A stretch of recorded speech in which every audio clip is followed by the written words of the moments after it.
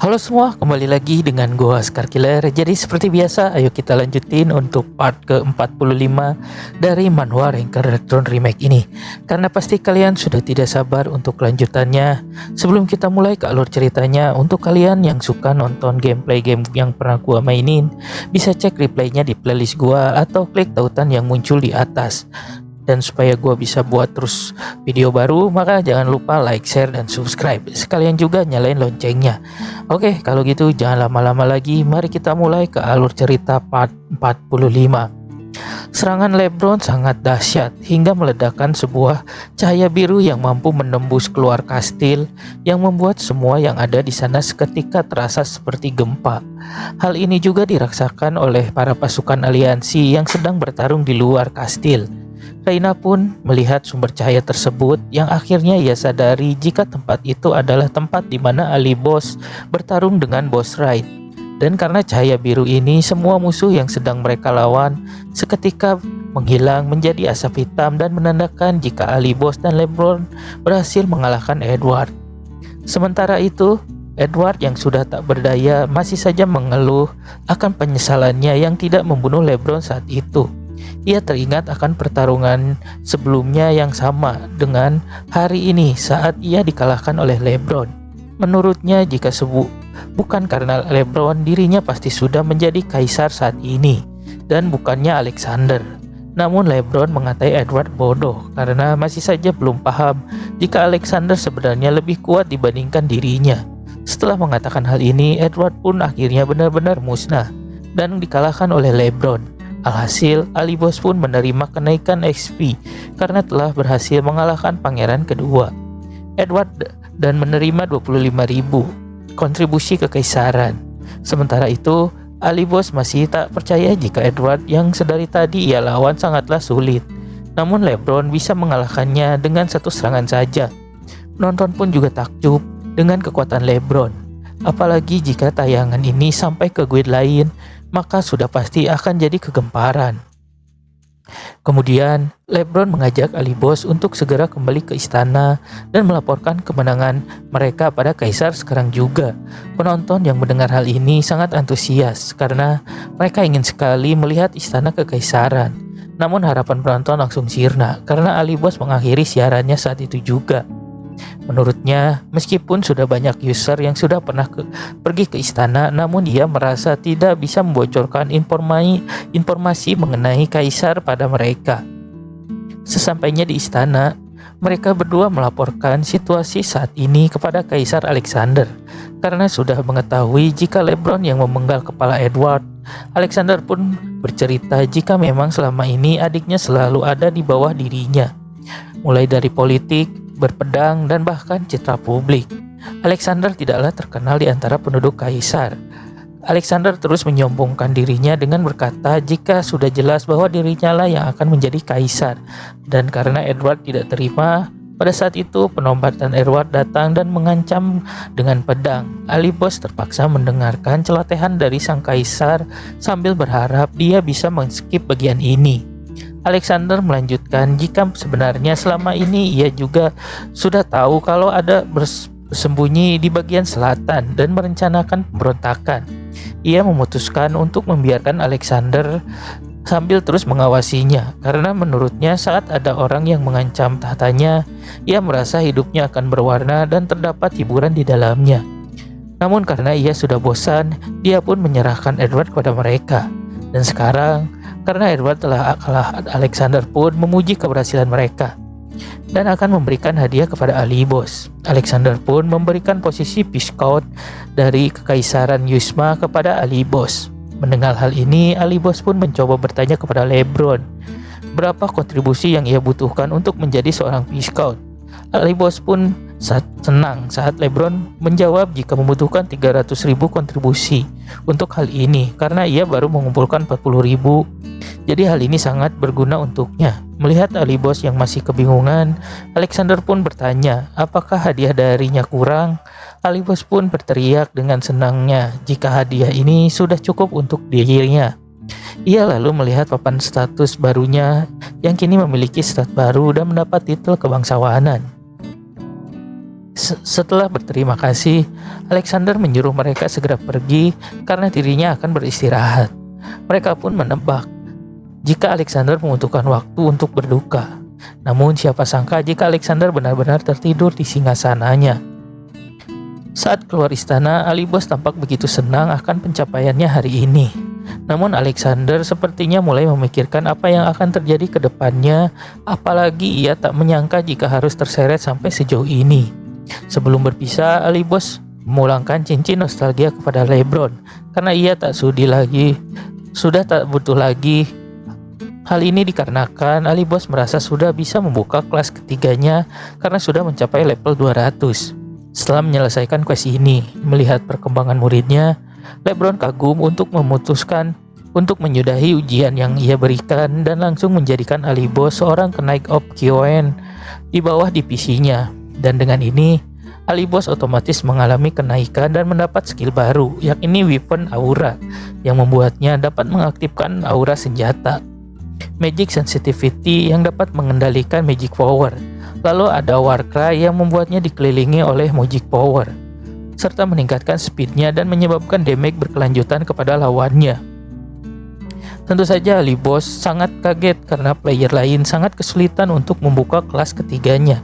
Namun ia dengan mudahnya mendapatkan hal ini karena diberikan oleh LeBron begitu saja. Lalu berterima kasih kepada LeBron dan berjanji akan menuruti apa yang LeBron inginkan. LeBron pun langsung memberikannya quest baru untuk menemukan masternya terdahulu, yakni Duke Black, yang merupakan mantan komandan kenaik Op Kyoen yang sudah hilang.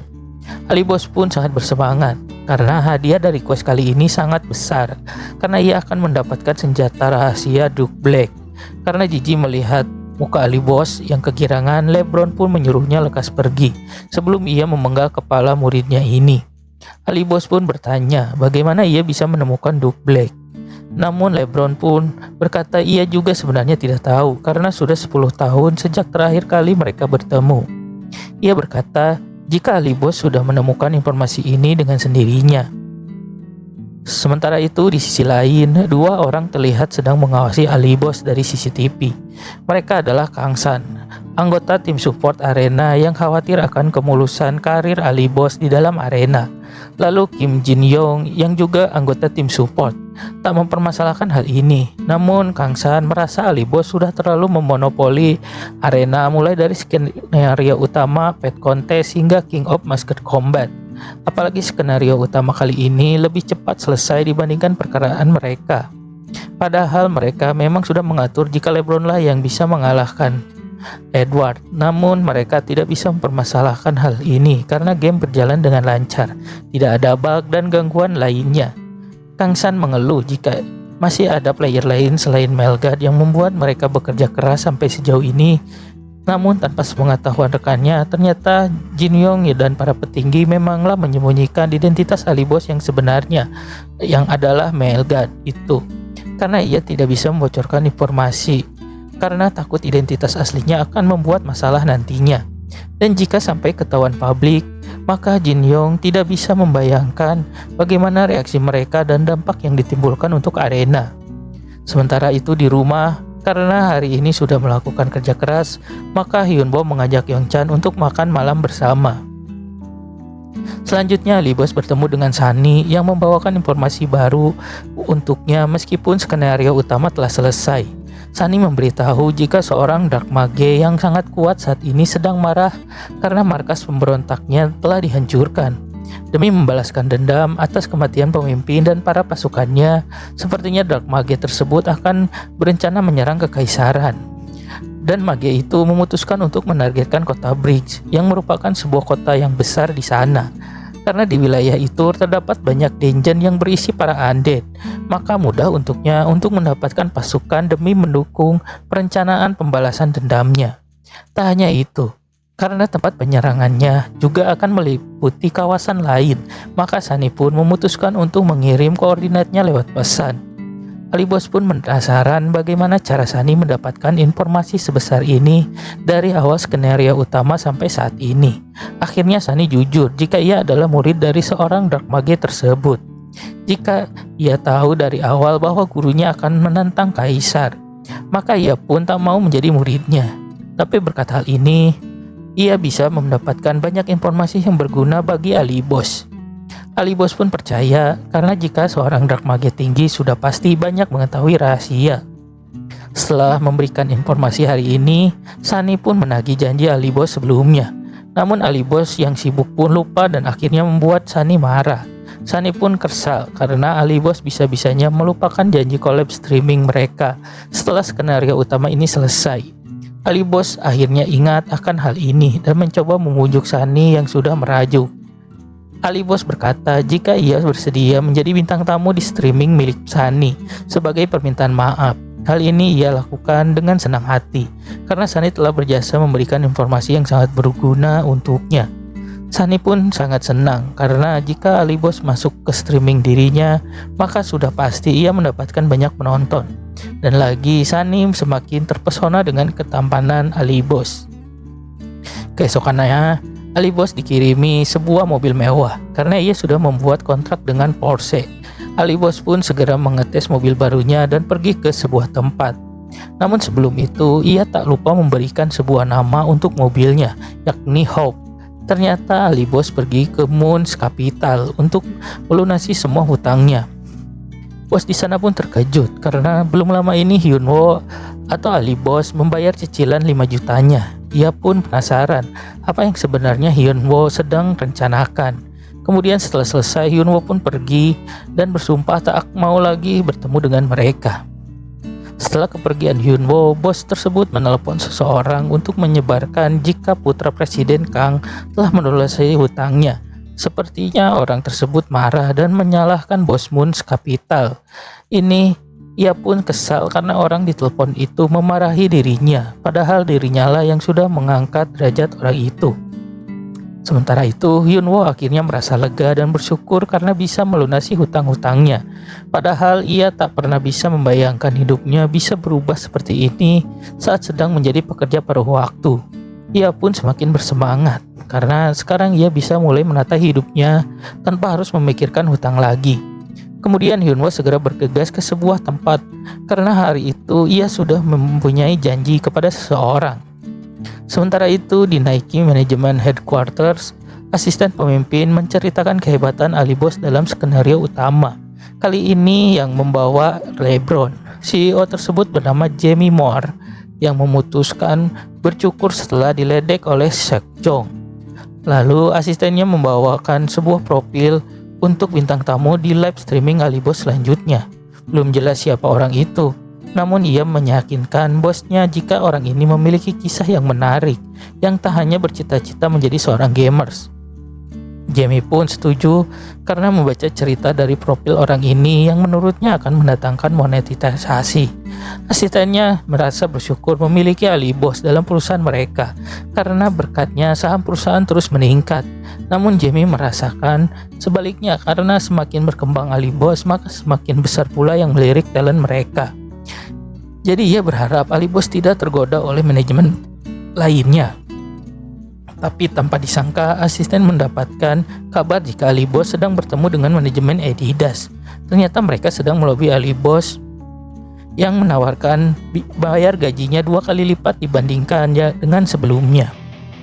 Oke Manwanas, untuk part ke-45 kali ini sudah selesai. Jika kalian ingin menonton alur cerita berikutnya, silahkan share, like, dan subscribe channel ini. Nyalain juga loncengnya dan bantu channel ini agar bisa berkembang dan memberikan alur cerita dari komik manhwa lainnya. Jika Manhwaers ingin merequest komik manhwa seru untuk kita buatkan alur ceritanya, silahkan bisa komen dan berikan rekomendasi manhwa keren lainnya. Oke, see you again di part selanjutnya.